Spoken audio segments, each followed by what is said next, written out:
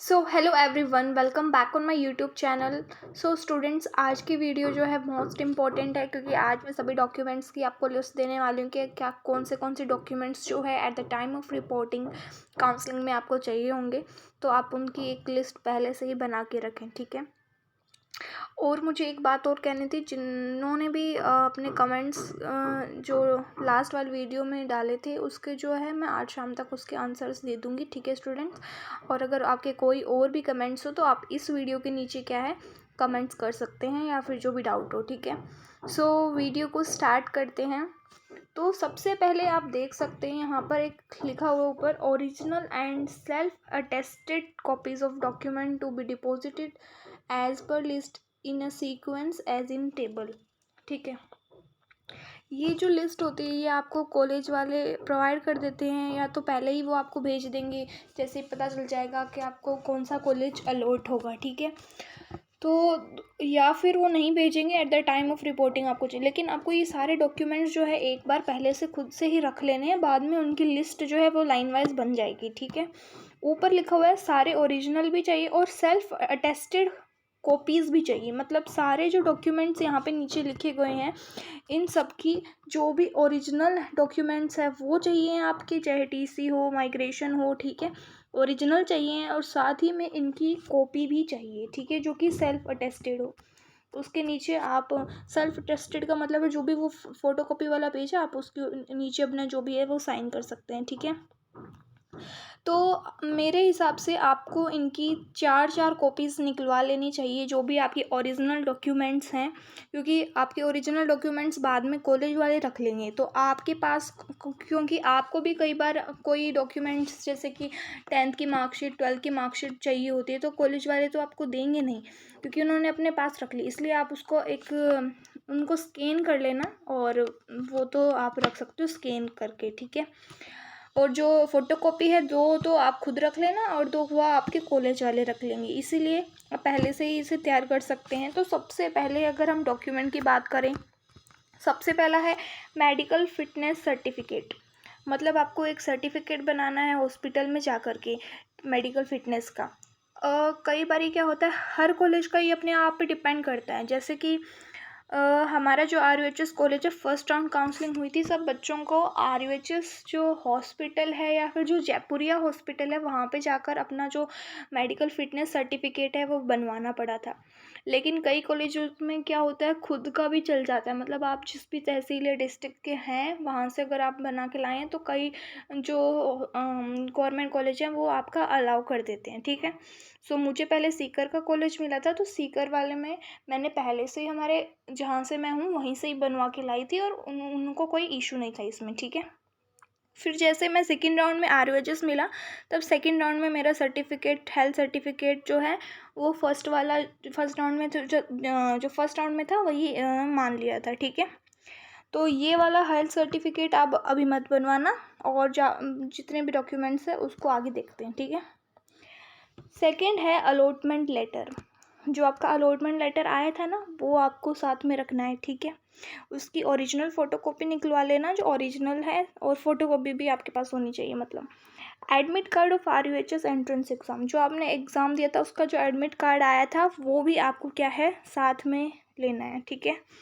उसके बाद है application form of entrance exam, जो कि आपने ऑनलाइन फिल किया है। जो आपने एप्लीकेशन फॉर्म फिल किया था ना वो भी आपको ओरिजिनली भी लेके जाना है और साथ ही में फ़ोटोकॉपी भी, ठीक है। फिर है बैंक चालान, जो ये काउंसलिंग के टाइम पर होगा। जब जैसे आपने काउंसलिंग कराई तो आपको पहले जो वो वेबसाइट पे जो इन्फॉर्मेशन फिल करते थे उसके जो रुपए लगते हैं वो 550 लगते हैं फर्स्ट राउंड काउंसलिंग के। तो वहाँ पे बैंक का चालान होगा, उसकी आपकी फ़ोटोकॉपी चाहिए होगी, उसको ओरिजिनल नहीं फ़ोटोकॉपी, ठीक है। उसके बाद है copy of photo ID, driving licence, PAN card, voter ID card और government of PSU card and school ID, 12th class admit card, Aadhaar card, कुछ भी। इसने बोला है एक कॉपी चाहिए हमें फ़ोटो ID की, मतलब कि आपकी कोई ID की कॉपी चाहिए, ना कि वो आपकी जो रियल है वो नहीं लेंगे, जो ID है, ठीक है, क्योंकि ID तो आपकी कम आती है ना। तो जैसे आधार कार्ड आपने दे दिया तो आधार कार्ड की फ़ोटोकॉपी दे देना, कोई एक चीज़ की फ़ोटोकॉपी आप दे सकते हो, ज़रूरी नहीं है आपको सभी की देनी, एक की भी होगी तो वो चल जाती है, ठीक है। फिर हम आगे बढ़ते हैं, सेकेंडरी सर्टिफिकेट। जो सेकेंडरी सर्टिफिकेट है वो आपको लेके जाना है, मतलब कि जो क्लास 10th में जो सर्टिफिकेट मिला है वो आपको लेके जाना है, और क्लास 10th की जो मार्कशीट भी, ठीक है। 10th की मार्कशीट और जो सर्टिफिकेट साथ में मिलता है वो भी आपको क्या है लेके जाना है, फ़ोटोकॉपी भी लेके जानी है, और 2 फ़ोटोकॉपी आप अपने पास रख लेना, 2 उन्हें दे देना, और ओरिजिनल भी वो ले लें, इसलिए। उसके बाद आता है senior secondary certificate. Senior secondary मतलब हो गया 12th क्लास का, ठीक है। 12th क्लास का जो सर्टिफिकेट है वो आपके पास होना चाहिए, और सेकेंडरी मार्कशीट है वो भी आपके पास होनी चाहिए, सीनियर सेकेंडरी, ठीक है। 12th क्लास की मार्कशीट। डोमिसाइल सर्टिफिकेट होना चाहिए। डोमिसाइल सर्टिफिकेट का मतलब हो गया आपका जो मूल निवास है, आप कहाँ से हो वो आपका होना चाहिए, जो भी मूल निवास है, ठीक है। Domicile certificate. After that character certificates of last institute attended, मतलब कि एक करेक्टर सर्टिफिकेट आपका होना चाहिए, चरित्र प्रमाण पत्र आपका होना चाहिए जो कि लास्ट इंस्टीट्यूट से आपको मिला हो। जैसे फॉर एग्जांपल आपने 12th की, 12th के बाद डायरेक्ट आपने RUHS में एडमिशन ले रहे हो, तो जो आपके स्कूल वाले हैं वो आपका जो है चरित्र प्रमाण पत्र बना के देंगे, ठीक है। लेकिन मान लो कई स्टूडेंट 12th के बाद BSc करने लग जाते हैं, कोई और कोर्स करने लग जाते हैं। अगर आपने BSc फर्स्ट ईयर कर लिया BSc, ठीक है, तो वहाँ का जो सर्टिफिकेट होगा, इसी जो यूनिवर्सिटी या फिर जो भी आपका जो कॉलेज है BSc वाला, जनरल BSc, वहाँ से आपको क्या है अपना जो भी करेक्टर सर्टिफिकेट है वो लेना है। Then migration certificate. Migration certificate वही होगा जो आपने लास्ट इंस्टीट्यूट से लिया है, क्योंकि आप जैसे ही 12th पास आउट कर लेते हैं और आपने कोई और कोर्स में एडमिशन ले लिया, तो ये वाला जो था ना, जो 12th में माइग्रेशन आपको सर्टिफिकेट मिला था, ये तो आपके कॉलेज वाले रख लेते हैं। अब कॉलेज वालों ने रख लिया, आपने मान लो फर्स्ट ईयर कंप्लीट कर ली BSc की, और अब आप BSc नर्सिंग में आए हो, तो आपको इस कॉलेज का, ठीक है, इसी कॉलेज का आपको क्या है जो माइग्रेशन सर्टिफिकेट है वो लेकर आना है, ठीक है, क्योंकि वही मिलेगा, अब तो आपको 12th का तो नहीं मिलेगा ना। फिर है कास्ट इज सब कैटेगरी सर्टिफिकेट इफ एनी, मतलब अगर आपकी कोई अनदर कास्ट कोई कैटेगरी है तो आपको उसका मतलब जो सर्टिफिकेट है वो लेके आना। जैसे कि EWS हो गया, तो आपका EWS का जो है वो बनवाना होगा, और SC ST का BC का, इन सब के लिए, ठीक है। तो वो जो है कैटेगरी सब कैटेगरी जो भी आपकी, उसके लिए भी आपको जो सर्टिफिकेट लेकर आना है, ओरिजिनली चलेगा ये अभी। फिर है disability certificate copy if applicable, मतलब disability certificate if you have any disability, ठीक है। सो स्टूडेंट जिनको भी ऐसा है, मतलब उनको अगर एप्लीकेबल है तो आपको ये देनी होगी यहाँ पे सर्टिफिकेट कॉपी, ठीक है। और WDP and WPP certificate copy if available, sorry applicable, ठीक है। तो ये भी इसका सर्टिफिकेट आपका चाहिए। फिर होता है ट्रांसफ़र सर्टिफिकेट, जो आपकी TC है लास्ट इंस्टीट्यूट की, वही आपकी चाहिए होगी। अगर आप 12th से पास आउट है तो 12th क्लास की आपकी TC होगी, या फिर जहाँ भी आपने कॉलेज अटेंड किया है उसकी TC आपको लेके आनी होगी, ठीक है।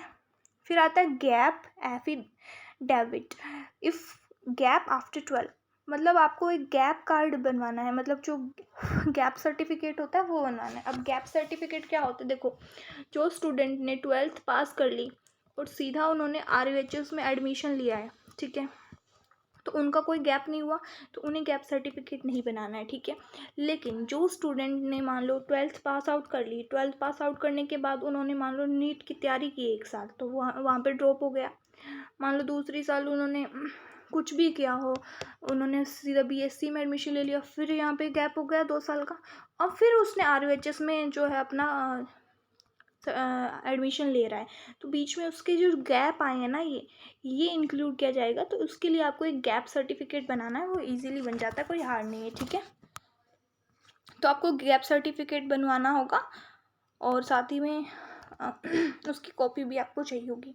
फिर आता है bond RS 50,000 if you leave course in mid term.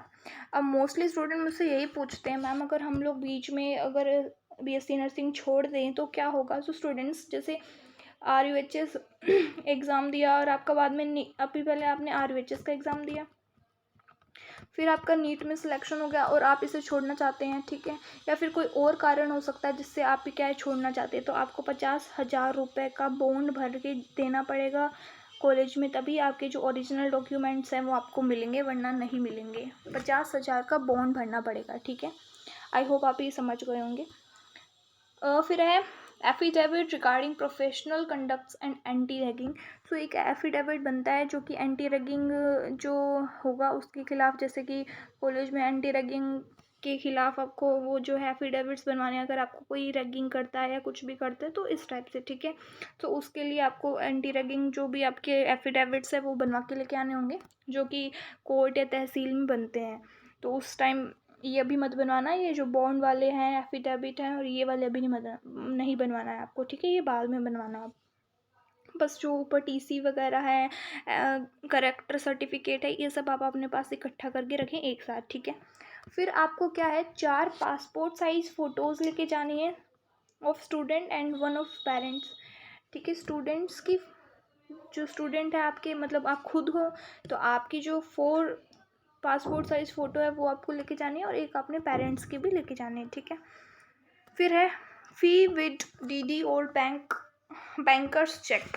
देखो अभी जैसे आप एडमिशन के टाइम पे आओगे ना, तो वहाँ पे फ़ीस जो लगेगी ना वो कैश में नहीं लगेगी, इसीलिए आप ऐसा मत करना। कैश अगर कोई भी लाएगा तो वो माना नहीं जाएगा, आपसे रुपए नहीं लेंगे, आपका जो है चेक ही बनेगा, इसलिए आप चेक बनवा के ही कॉलेज में देंगे। तो ये जो चेक वाला काम है ये भी आप कॉलेज के टाइम पर ही करेंगे, तो वो आपको बता देंगे किस नाम से आपकी जो है चेक बनना चाहिए। जैसे RUHS प्रिंसिपल है, मतलब हमारे कॉलेज के RUHS जो अलग अलग सबकी अलग अलग होती है, डीडी में जो भी जिसके नाम से डीडी बननी होती है, ठीक है। तो वो आपके टीचर्स प्रिंसिपल्स आपको बता देंगे, अलग अलग कॉलेज के लिए अलग है। सो डीडी नंबर वगैरह अमाउंट और ये सब उसमें होगा। एक मोस्ट इम्पॉर्टेंट मैंने आपको बात बतानी है, जैसे 22 नंबर पे देखो, यहाँ पे लिखा हुआ है 2 cobra files and 1 leather file. आपको 2 कोबरा फाइल लेके जानी है और 1 लेदर फाइल लेके जानी है, क्योंकि जो लेदर फाइल होगी इसमें तो आपके सारे ओरिजिनल डॉक्यूमेंट्स रखे जाएंगे, ठीक है।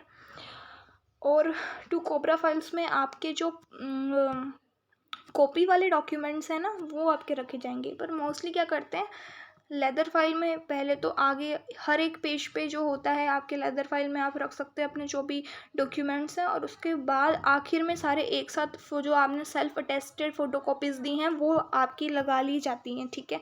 या फिर आपको अलग से कोई फ़ाइल हो, जैसे कि कोबरा फाइल ये ली, इसीलिए आपको एक लेदर फाइल ख़रीद लेनी है जिसमें आप ये सारे डॉक्यूमेंट्स को लगवा लें।